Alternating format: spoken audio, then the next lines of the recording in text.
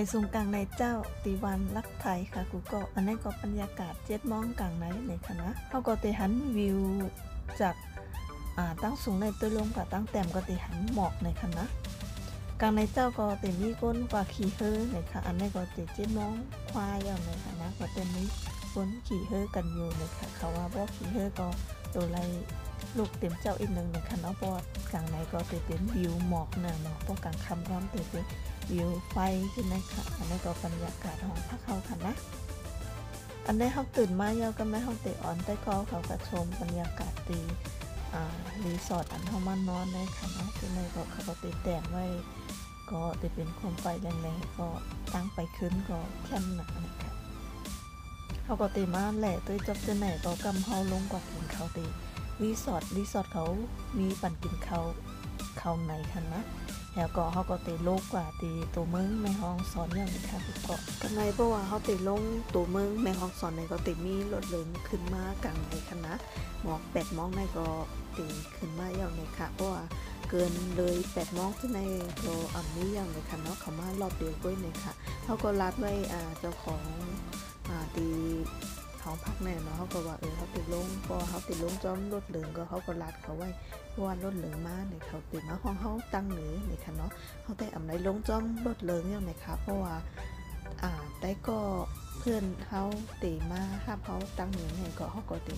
ขี่ก้าเขาลงว่าตีตัวมึงไม่ห้องสอนเลยค่ะเนาะ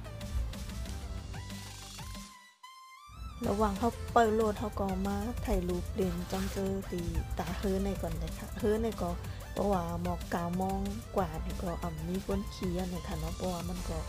เด็กมาอินเนี่ยก็บรรยากาศก็บ่ห่างดีตานกลางในเต็มเจ้าก็ตั้งกลางคำนะคะเนาะเพราะว่ากลางในเต็มเจ้าก็เขาก็ตีเพราะเขาถ่ายรูปเนี่ยก็ตีหันวิวหมักกลุ่มเนาะเพราะว่ากลางคำทำตีหันแสงสีแดงสีเขียวของไฟค่ะเนาะ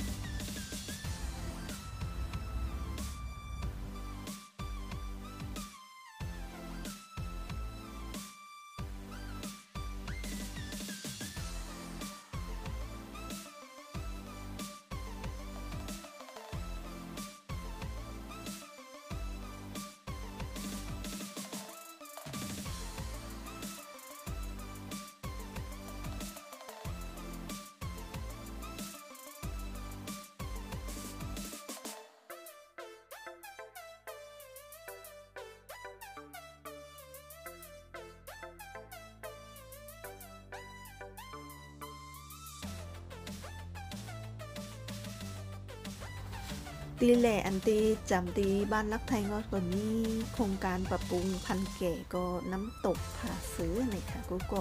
น้ำตกในกาเขามันอยู่ตีนึงก็1 สาวนี่ค่ะนะแล้วก็ฟาร์มแก่นี่ก็เขามาให้อาหารนี่ก็มาถ่ายรูปจ้อมแก่ก็ไรนี่ค่ะหลังจากเขาลงจากบ้านรักไทยมาเนี่ยก็เขาก็มาตีขนส่งนี่ค่ะเขาตีมานั่งรถกว่าตีเก้งใหม่ก่อนนะคะก็เพราะว่ามีรถกว่ากรุงเทพนี่ค่ะเนาะเขาเตะกว่านั่งรถดีเก้งใหม่เขาค่ะ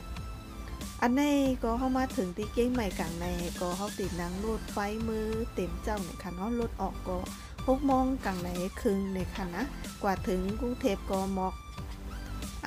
ทุ่ม2 ทุ่มย่อมเลยค่ะอันนี้เขาก็อยู่ตีสถานีรถไฟเชียงใหม่ค่ะก็